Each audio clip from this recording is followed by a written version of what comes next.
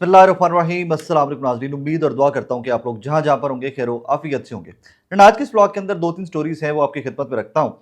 सबसे पहले तो इमरान खान साहब की सेहत के बारे में जो सुप्रिटेंडेंट जेल हैं उन्हीं की अपनी बताई गई रिपोर्ट्स, जो उनकी पेश की गई रिपोर्ट्स हैं, उनके अंदर बहुत बड़ी कॉन्ट्रडिक्शन आ गई है। फाइनली जो पिछले दिनों के अंदर खबरें आ रही थी इमरान खान साहब के ब्लड प्रेशर को लेकर कि इमरान खान साहब की सेहत ठीक नहीं है, उस हवाले से कुछ कॉन्फर्मेशन आई हैं और वो बड़ी अहम कॉन्फर्मेशन हैं, उसके ऊपर बात करते हैं। नंबर टू, अभी रिसेंटली 14 अगस्त की रात को आपने देखा यादगार फतह का इफ्तिताह किया गया और उसमें सिर्फ मरियम नवाज साहिबा थी। उसके हवाले से एक बड़ा अहम दावा सामने आया है और उस दावे को लेकर मेरे पास क्या तफसीलात हैं वो भी मैं आपकी खिदमत में रख देता हूँ। मैं उस इवेंट की बात कर रहा हूँ जिसमें सिर्फ मरियम नवाज साहिबा चीफ मिनिस्टर्स में से इन्वाइटेड थी और बाकी तीन चीफ मिनिस्टर पाकिस्तान के सूबों के बाकियों के वो गायब थे। नंबर थ्री, सूबों के ऊपर, नए सूबों के ऊपर एक नई डिस्कशन छिड़ी हुई है। वी ऑल नो दैट कि वो एक नेशनल डिबेट बनी हुई है और पीएमएलएन की जानिब से सिर्फ एक फ्रंट फुट सोल्जर हैं जो उसको लड़ते हुए उस टॉपिक के ऊपर और जंगो जदल जो है लफ्जी वो करते हुए दिखाई देते हैं। वो राना सनाउल्लाह साहब है कि डिबेट ही को नहीं है, लोगों में ये पजराई नहीं मिल सकी इसकी। उसके ऊपर जरा काबीना की और पीएमएलएन की एट दिस मोमेंट वक्त क्या रह गई हुई है उसके ऊपर थोड़ी सी बात करते हैं। Let's start with Imran Khan साहब हेल्थ। ये दो रिपोर्टर हैं और दोनों बहुत बेहतरीन रिपोर्टर हैं अपने अपने मामलात के। वसीम मलिक साहब मेरे भाई हैं छोटे, वो Supreme Court of Pakistan cover करते हैं when it comes to the beat of courts.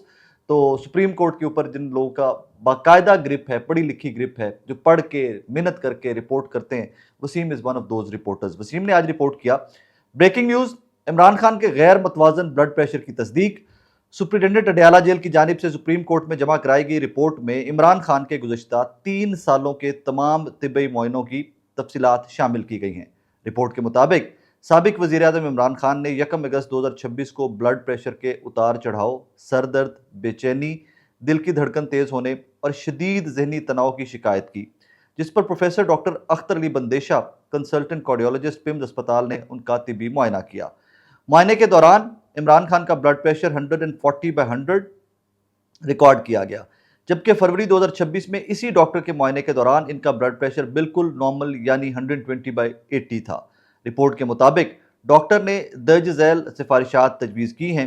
जहनी तनाव कम करने के लिए फौरी इकदाम किए जाएं। अब यहाँ से नोटिस कीजिएगा, जहनी तनाव कम करने के लिए फौरी इकदाम किए जाएं, जिनमें एहलिया से मुलाकातों के दौरानिए में इजाफा, मुताले के लिए मवाद फराहम करना शामिल, दिल का तफसीली मुआयना करने के लिए सीटी कोरोनरी एंजियोग्राफी का मशवरा, ब्लड प्रेशर कंट्रोल करने के लिए दवा की मकदार बढ़ाते हुए गोली नर्वसिक सुबह एक बार देने की हिदायत की गई है। ये वसीम ने रिपोर्ट किया। इसमें दो तीन आपने कॉन्ट्रडिक्शन, हुकूमती दावे, और उसमें तो दो तीन कॉन्ट्रडिक्शन आपको आ गई होंगी कि ये blood pressure is normal and all that. एक ये टैबलेट्स बढ़ा दी गई, पढ़ने का मवाद देने का कहा गया डॉक्टर्स की जानिब से, बेगम साहिबा से मुलाकात करवाने का दौरानिया बढ़ाने का कहा गया डॉक्टर्स की जानिब से। आगे बढ़ते हुए इस पर रिपोर्ट करते हैं जनाब साकिब बशीर साहब। साकिब बशीर साहब ने इसी खबर को ज़रा डिटेल क्या है, तफसीलात क्या हैं, वो भी मैं आपके सामने रख देता हूँ।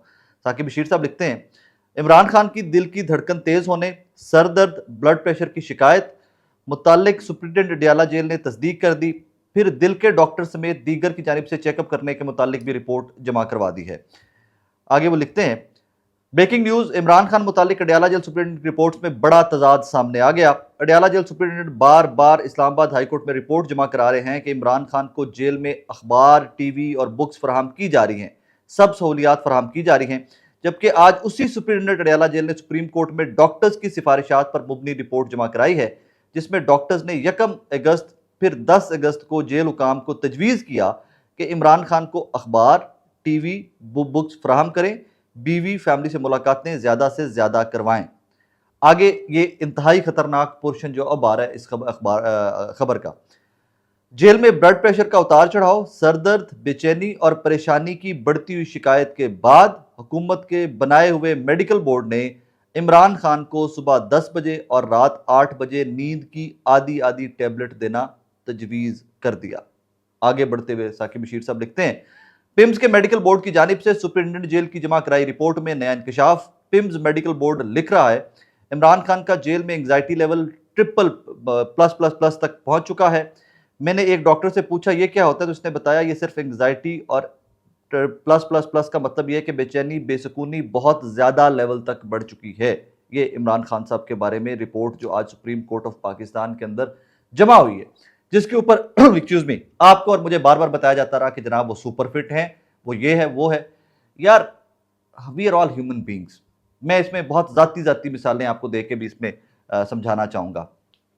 मोनोटनी या जो हमारी जो मेरी मेरी स्पेसिफिकली जर्नलिज्म जो हमारी फील्ड ऑफ वर्क है, इसमें एट टाइम्स काम करते करते सुबह उठना, फील्ड में जाना, दफ्तर में काम करना, शो कंडक्ट करना, शो की रिसर्च करना, वापस आना, इतना वो मोनोटनी है इस लाइफ के अंदर कि आप एवं ही टेंस हो जाते हो। हम लोग रूटीन की खबरें करते करते पढ़ते पढ़ते पता ही नहीं होता बैक ऑफ द हेड हमारे क्या क्या फीड हो रहा होता है। इतने कत्ल हो गए, इतने बंदे मारे गए, इतना कर्ज बढ़ गया मुल्क के ऊपर, इतनी गुर्बत हो गई, हम कोई रिपोर्ट्स ऐसी देख लेते हैं और हमारे बैक ऑफ द हेड वो चीजें फीड होती रहती हैं। कपल ऑफ मंथ्स के बाद we have to see doctors. मैं अपने पर्सनल बता रहा हूँ आपको, we have to see doctors.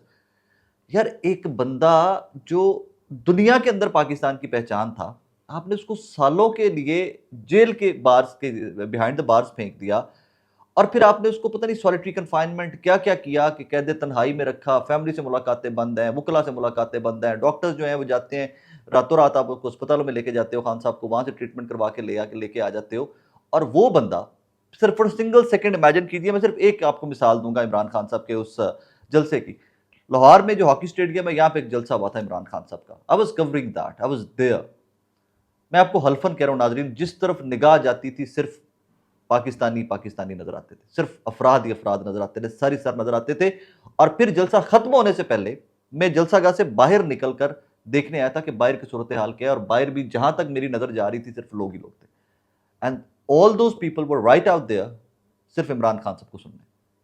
उस बंदे को जिसको कौम सुनने की मुंतजिर रहती थी, जो उसकी एक आवाज के ऊपर लब्बैक कहती थी, जलसा गाय भर जाती थी, जलसे बहुत बड़े बड़े होते थे, और उस बंदे को आपने जेल की सलाखों के पीछे रखा हुआ है। छोड़ दीजिए, चलें, आपके मुल्क के अंदर टूटे फूटे कवानीन का आपने सहारा लिया, इधर उधर पढ़ के जोड़ तोड़ करके आपने इस बंदे को अंदर डाल दी। बुनियादी इंसानी हकूक यार, मुलाकातें फैमिली से, दोस्तों से, पार्टी के लोगों से, वकला से, रुफका से, ये तो बुनियादी इंसानी हकूक हैं। और फिर आप ये आज रिपोर्ट कर रहे हो कि जी एंग्जाइटी लेवल है। इसको एंग्जाइटी लेवल का लफ्ज मत इस्तेमाल कीजिए। इंसान है इमरान खान साहब, मैं ये जब कहूंगा ना डिप्रेशन का लफ्ज इस्तेमाल करूंगा, लोग कहेंगे नहीं नहीं खान साहब बहुत मजबूत इंसान है, वो डिप्रेस नहीं हो सकते। और भाई कोई भी डिप्रेस हो सकता है, एनीबडी कुड बी डिप्रेस्ड। और इन हालात के अंदर आपको, मुझे जिस स्टूडियो में बैठ के मैं रिकॉर्ड कर रहा हूं, मुझे आप 2 दिन यहाँ पे बंद कर दे, तीसरे दिन मैं सोचने पे मौजूद हो जाऊंगा, ये चारों दीवारें सिर्फ मुझे नजर आ रही हैं हर टाइम के ऊपर, और वो तो सेल है यार एक। अल्लाह का वास्ता, इसके ऊपर अरबाब इख्तियार जो है उनको लेना चाहिए, इसके ऊपर नोटिस देना चाहिए। लेकिन अरबाब इख्तियार नहीं तो डाला हुआ है, नोटिस किन्हें लेना है आके एंड ऑफ द डे। फिर हम जैसे जब जसारत करते हैं रिपोर्ट करने की, विद ड्यू अपॉलॉजी, बहुत एहतराम है अलीमा खानम साहिबा का, बहुत ज़्यादा एहतराम है अलीमा खानम साहिबा का। जब हम लोग रिपोर्ट करते हैं, हम तक कोई खबर पहुंचती है, किसी डॉक्टर के जरिए, किसी सोर्स के जरिए खबर पहुंचती है कि Imran Khan is not well, तो कह दिया जाता है जी कि फौजी टाउट है, ये पहले फैला रहे हैं कि इमरान खान का ब्लड प्रेशर का मामला है। फिर जब को कल को अल्लाह ना करे कुछ हो जाएगा तो कहेंगे देखें जी हमने तो पहले बताया था वो बीमार हैं, देखें जी बीमार होते होते इस स्टेज तक आगे मामला। अल्लाह इमरान खान साहब को सेहत दे। ये बहुत सीरियस मामला हैं, बहुत सीरियस चीज़ें हैं जो अब रिपोर्ट होना स्टार्ट हो गई हैं, और इसके ऊपर आई होप एंड प्रे कि कोई हलचल मचे इसके ऊपर। हलचल का मतलब मेरा ये नहीं होता कि मैं को अल्लाह माफ़ करे कोई पॉलिटिकल बहुत बड़ी कैंपेनिंग कर रहा हूँ एंड ऑल दैट। मेरा सिर्फ बुनियादी मकसद एक है कि he is a human being. सबसे पहले he is a human being, he is Pakistani, he is ex prime minister of Pakistan, above all that he is national icon. उनकी सेहत का ख्याल रखना, उनके मामलात का ख्याल रखना मौजूदा हुकूमत, मौजूदा रजीम, मौजूदा सेटअप के ऊपर लाजिम है। और फिर जुल्म उतना कीजिए कि जितना कल को सह भी सकें, वरना तो फिर ये दुनिया है। और यहाँ पर वो जो जितना वो कहते हैं ना कारमा, वो कारमा वाली जो टिक टिक टिक टिक टिक है वो तो घूम रही है। आज इमरान खान नीचे हैं ज़ेर अताब में, कल को किसी और ने आना है, और देख लीजिएगा कि कल को ये जो किसी और ने जब आना है तो वो सह भी सकेंगे या नहीं सह सकेंगे। आगे बढ़ते हैं। एक और खबर थी रिसेंटली, बहुत मैंने सबसे पहले ब्लॉग के अंदर अपने वो मेंशन की थी, 13-14 अगस्त के ब्लॉग के अंदर ही मैंने शायद मेंशन किया था कि मुझे समझ नहीं आ सकी। Field marshal Asim Munir is there, prime minister Shehbaz Sharif is there, Khawaja Asif defence minister is there, यादगार फतह की बात कर रहा हूँ, सीमेंट की बात कर रहा हूँ। Why only Maryam Nawaz is there, where were other 3 chief ministers of the different provinces of Pakistan. तो उसका बहुत सारे लोगों ने जवाब दिया कि जी इनवाइट किया गया था, किसी ने कहा इनवाइट नहीं किया गया था, किसी ने कहा वो अपने अपने सूबों में बिजी थे। इसके ऊपर इमरान शफकत साहब ने भी एक ब्लॉग बाद में किया, और according to if I am not mistaken तो इमरान शफकत साहब ने कहा था, अगर मेरा अल्फाज का चुनाव ऊपर नीचे हो जाए तो मुझे माफ़ कर दीजिएगा, लेकिन जो मुझे इसका क्रक्स याद है उनके ब्लॉग का, कि सिर्फ बाकियों को इनवाइट ही नहीं किया गया था, और मरियम नवाज साहबा को भी शायद इनवाइट नहीं किया गया था, या कुछ इस किस्म का मामला था। इमरान शफकत साहब ने रिपोर्ट किया था कि उसका हेडर ये था कि वो हमारी मेहमान नहीं थी। लेकिन आज मुनीम फारूक साहब रिपोर्ट करते हैं, क्योंकि वो कंट्रोवर्सी बनी हुई है, उसके ऊपर डिस्कशन हो रही है कि क्यों सिर्फ मरियम नवाज साहिबा को इन्वाइट किया गया, बाकी वज़राए आला का थे। आज उसके ऊपर मुनीम फारूक साहब ने रिपोर्ट किया है। Criticism has been leveled against the federal government over the absence of 3 of the 4 chief ministers from the inauguration of Yadgar-e-Fatah, with only CM Punjab Maryam Nawaz Sharif in attendance. Fact check. All the 4 chief ministers were invited. The CMs of Sindh and Balochistan had their own events in their provincial capitals and could not travel to Islamabad. As for CM KPK, perhaps Suhail Afridi Sahib was more interested in protests and rallies in Islamabad than attending the official ceremony. But to be clear, all the 4 chief ministers were invited. बसद एहतराम मुनीम फारूक साहब से बड़े एहतराम के साथ differ करना चाहूँगा, क्योंकि जब खबर आएगी, आप किसी भी चीफ मिनिस्टर के बारे में खबर देंगे तो मेरा काम है सबसे पहले उस रेलेवेंट बंदे या उस रेलेवेंट बंदे की टीम से, डिपार्टमेंट से चेक करना कि वर यू इनवाइटेड, क्या आपको बुलाया गया था। तो मैंने इस खबर के मुनीम फारूक साहब जिसमें दावा कर रहे हैं कि चारों चीफ मिनिस्टर्स को बुलाया गया था और सुहेल अफरीदी साहब इसलिए तशरीफ नहीं ला सके कि वो इस्लामाबाद के अंदर रैलीज में मसरूफ थे, वरना सबके सब चीफ मिनिस्टर्स को बुलाया गया था। तो मैंने स्ट्रेट अवे अफरीदी साहब की टीम से चेक किया और उन्होंने मुझे ब्लेटेंटली खुल के कहा कि भाईजान वी वर नॉट इनवाइटेड। मैं वो आपको मैसेज कर पढ़ के मैं उसको क्या बताऊं, मैं जब आपको कंफर्म कर रहा हूं कि मैं ओनरशिप ले रहा हूं इस इन्फॉर्मेशन की कि मुझे जो बताया गया है कि chief minister Khyber Pakhtunkhwa Sohail Afridi was not invited. Number 2, Muneeb साहब से बसद एहतराम, मुनीब साहब को ये खबर जिसने दी उनसे बसद एहतराम। ये जो chief minister Khyber Pakhtunkhwa, chief minister Sindh या चीफ मिनिस्टर बलूचिस्तान बुगटी साहब, मुराद अली शाह साहब, सुहेल अफरीदी साहब, इन्होंने वहाँ पे सुराब की मोटरसाइकिल, वो सुराब की साइकिलों पे वहाँ से चलना था, यादगार फतह के इनॉग्रेशन के ऊपर आना था कि साइकिलों की सुराब की साइकिलें वो पेडल मारते तीनों आ रहे हैं और वो कोई पता नहीं कितने महीनों में लगेगा। भाई सारे को जहाज ने, हाँ कुछ हुकूमतों के पास तो 2-2 जहाज है। उधर से जहाज में बैठना था, आधे घंटे में इस्लामाबाद लैंड करना था, यादगार फतह से होके घंटे 2 का इवेंट जितना टाइम था वहां से होके लोगों ने जहाज पकड़ना था, उड़ना था और वापस अपने अपने प्रोविंसेस चला जाना था। नेक्स्ट इवेंट जो था मेन वो तो 14 अगस्त का था, सुबह जो उनके बड़े इवेंट होते हैं 14 अगस्त के। सो मुझे नहीं पता कि मुनीब भाई को किसने ये रिपोर्ट किया कि जनाब ये किसने उन्होंने बताया कि ऑल चीफ मिनिस्टर्स वर इनवाइटेड। सो बाकी 2 का मुझे नहीं पता, मुराद अली शाह साहब का आई हैव नो आइडिया, वे 2 के I am going to check with Sindh government today. Bugti साहब का मुझे नहीं पता, लेकिन सुहेल अफरीदी साहब की टीम ने डिनायल दिया, उनका जी हमें नहीं इनवाइट किया गया था, ये खबर गलत है। अब इसमें क्या ठीक है क्या गलत है वो मुनीब फारूक साहब जाने और वो सुहेल अफरीदी साहब जाने, और बाकी सीएम सिंध की टीम के साथ I am going to check today, वो मैंने मैसेज किया हुआ है, उसका भी इंशाल्लाह जवाब आ जाएगा। thirdly, एक और बड़ा अहम टॉपिक है जिसके ऊपर मैं आज खुल के आपकी खिदमत में उस पर बात करना चाहूंगा। क्यों जी कि मैं क्यों मुकैयद रहूं, मैं क्यों किसी का गुलाम रहूं, क्यों मेरे पंजाबी, मेरे सिंधी, मेरे बलोची, मेरे पख्तून क्यों किसी एक खानदान, एक पॉलिटिकल पार्टी के क्यों गुलाम रहे। मैं इसकी गुलामी की बात इस तरह कर रहा हूं कि जी पाकिस्तान टूट जाएगा का नए सूबों की जब बात होती है ना, और पाकिस्तान टूटने की साजिश है, ये किसने कहा यह साजिश है पाकिस्तान टूटने की। देहात, यूनियन काउंसिल, शहर, डिस्ट्रिक्ट, तहसील, डिस्ट्रिक्ट, डिवीजन, प्रोविंस, फेडरेशन, जरा देखिए इसके लेवल्स देखिए, सेटअप्स देखिए। क्या कोई डिवीजन बनने से, कोई डिवीजन नहीं बनने से, कोई नया डिस्ट्रिक्ट बनने से कोई सूबा टूट गया? किस लेवल की दलीलें देते हैं ये लोग और कितनी भोंडी हरकतें करते हैं इसमें आके। ये जी पाकिस्तान को तोड़ने की साजिश है, पॉलिटिकल डिबेट ये छिड़ते हैं इसमें आके। देखिए इसमें नुकसान हो जाए, क्या नुकसान हो जाएगा? नुकसान सिर्फ होगा तो ये होगा कि नवाज शरीफ साहब का खानदान जो 12-13 करोड़ की पॉपुलेशन, पंजाब का चीफ मिनिस्टर है, पहले शहबाज साहब थे, अब मरियम बीबी हैं, तो ये 12-13 करोड़ के चीफ मिनिस्टर नहीं रहेंगे कल को, अगर पंजाब में से नए सूबे एडमिनिस्ट्रेटिव यूनिट बन जाते हैं। सिंध में बिलावल भुट्टो जरदारी साहब की पॉलिटिकल पार्टी जो मल्टीपल टाइम बार बार वहां से हुकूमत में आ रही है, वो उस सूबे के सिर्फ इतनी बड़ी पॉपुलेशन का एक चीफ मिनिस्टर नहीं होगा। What's wrong in their? क्यों एक ही खानदान या 2 खानदानों के दरमियान बारियां लगी हुई हैं, पीपल्स पार्टी, पीएमएलएन, पीटीआई, क्यों भाई? वाई? क्यों लोग छोटे छोटे यूनिट्स को बेहतर मैनेज नहीं कर सकते? Why not? रिसेंटली किसी ने मिसाल एक कोट की हुई थी कि मुजफ्फरगढ़ के कॉर्नर के अंदर एक सरकारी स्कूल है, उसको वजीर तालीम पंजाब का लाहौर के अंदर बैठ के कैसे कंट्रोल कर सकता है या उसको कैसे अपडेटेड रह सकता है? क्यों ना छोटे एडमिनिस्ट्रेटिव यूनिट बने? यस, फंड्स की फरामी, पैसों का खर्च, ये वो चीजें बढ़ जाएंगी उसमें आके, लेकिन लीकेजेस कितनी कम होंगी उसके ऊपर आप लोग बात ही नहीं करते यार, कि कितना पैसा करप्शन में जा रहा होता है, कितना पैसा लीकेजेस में जा रहा होता है, उसके ऊपर कोई बंदा बात करने को तैयार नहीं है।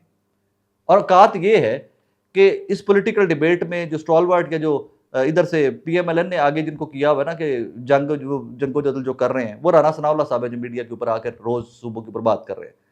तो उसके ऊपर रिसेंटली शहजाद इकबाल साहब ने पूछा मुस्तफ़ा कमाल साहब से, जो वफाकी वज़ीर सेहत हैं, हुकूमत का हिस्सा है, कि जी राना साहब तो कहते हैं डिबेट ये वो एंड ऑल दैट। उन्होंने कहा राना सनाउल्लाह को पता भी नहीं चलेगा और सूबों के क़याम के मुतालिक तरमीम आ जाएगी। उन्होंने माजी की 26वीं और 27वीं तरमीम का हवाला दिया है यार। मतलब आप और मैं इस मुल्क के अंदर रहते हुए नाज़रीन किस कदर बेबस हैं पाकिस्तानी। मैं तो खैर बेबसी अपनी इसको इनसे कम बेबस हूं मैं, ऑनेस्टली स्पीकिंग। ये जो हमारे सो कॉल्ड पॉलिटिशियन है ना, इनसे बेबस कम हूं। कम से कम मेरा रेलेवेंट डिपार्टमेंट तो नहीं है ना कि मुझे उसके ऊपर पता होना चाहिए कि तरमीम के ऊपर बहस होनी है या नहीं होनी है, एवरीथिंग।